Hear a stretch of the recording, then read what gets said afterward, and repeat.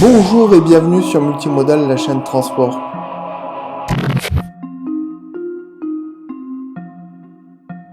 Aujourd'hui, sur Multimodal, interrogation écrite, permis C, 10e vidéo. Dans chacune des vidéos, 10 questions par thème, une correction rapide, mais aussi, après la correction rapide, une correction commentée avec les sources réglementaires ou alors pédagogiques pour aller plus loin. Alors cette semaine, réglementation sociale européenne et française, deuxième vidéo sur ce thème. Prenez un papier et un crayon et je vous envoie les questions.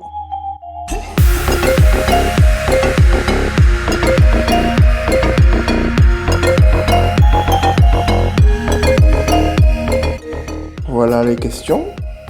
Eh bien, on se retrouve lorsque le camion aura traversé l'écran. À tout à l'heure.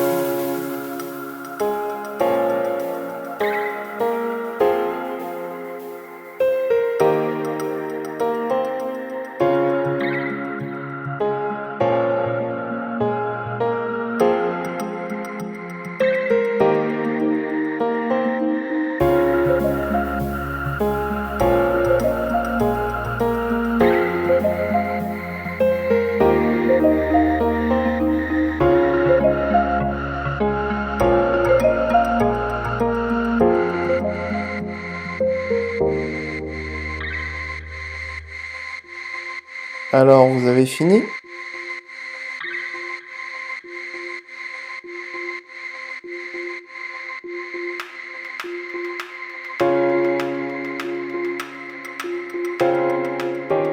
Eh bien, maintenant, passons aux réponses rapides.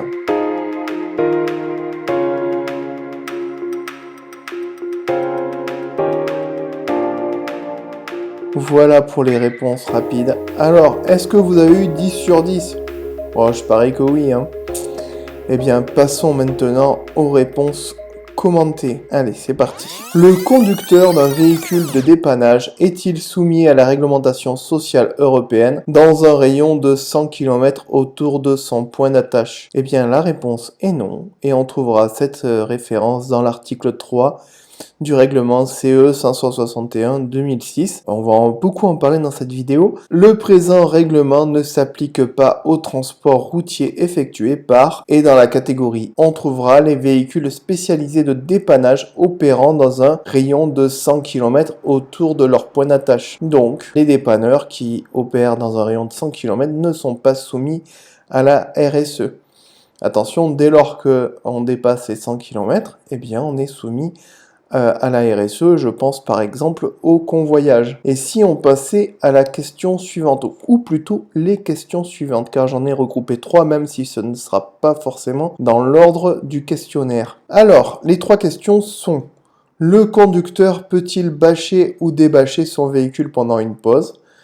Pendant une pause, êtes-vous autorisé à décharger le véhicule? Ou alors, enfin, pendant une pause, êtes-vous autorisé à ranger le chargement du véhicule?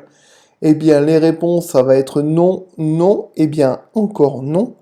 3 fois non, donc. En effet, dans l'article 4 du CE 561/2006, dans la définition du mot pause, parce que, attention, le mot pause est cité 3 fois dans les questions. Donc, une pause, c'est toute période pendant laquelle un conducteur n'a pas le droit de conduire, bien sûr, mais aussi d'effectuer d'autres tâches et qui doit uniquement lui permettre de se reposer. Et ça, je l'ai souligné.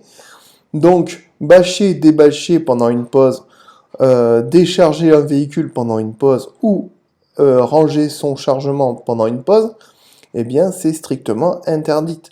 Donc, 3 fois non. Donc si vous tombez sur ce genre de questions, eh bien vous savez quoi répondre. Passons à la question suivante. Le temps de conduite pour venir à l'entreprise le matin à votre véhicule personnel doit-il être ajouté au temps de conduite de votre véhicule lourd? Alors, au sens strict de la RSE, eh bien la réponse sera non. Le présent règlement s'applique au transport de marchandises par des véhicules dont la MMA dépasse les 3,5 tonnes. C'est dans l'article 2 du CE 561 que l'on trouvera cette référence. Donc ça veut dire que votre véhicule personnel ne fait pas partie des véhicules soumis à la RSE. Donc pas d'addition du temps de conduite pour venir à l'entreprise. Voilà. Passons à la question suivante. Quand le repos journalier est fractionné, quelle doit être la durée minimale totale de ce repos? La réponse c'est 12 heures. On parle bien sûr de temps de repos journalier normal, qui est donc toute période de repos d'au moins 11 heures, et ce temps de repos journalier normal peut être pris en 2 tranches, dont la première doit être une période ininterrompue de 3 heures au moins, et la deuxième une période ininterrompue d'au moins 9 heures. C'est toujours dans l'article 4 de la RSE.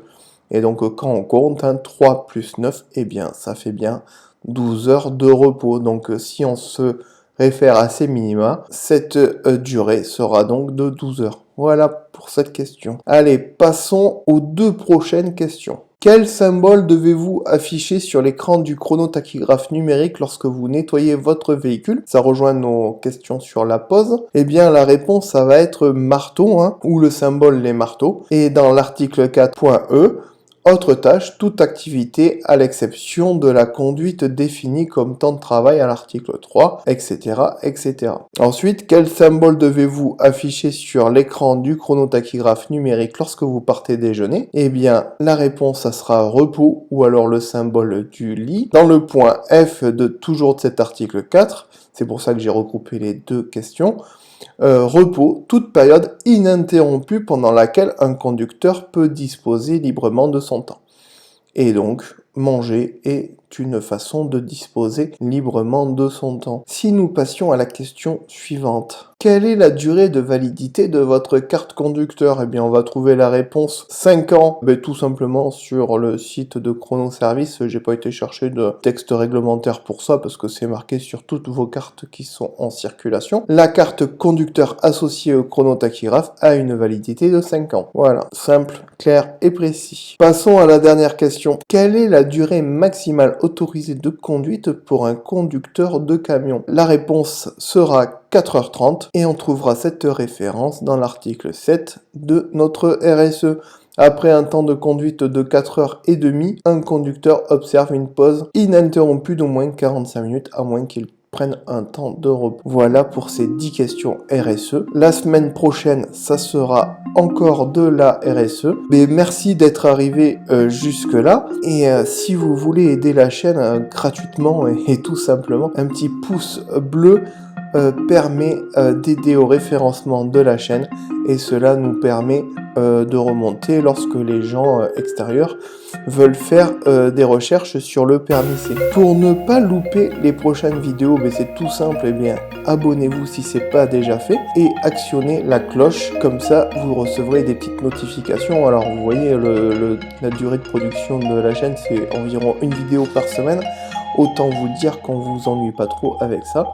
J'espère que vous avez eu 10 sur 10.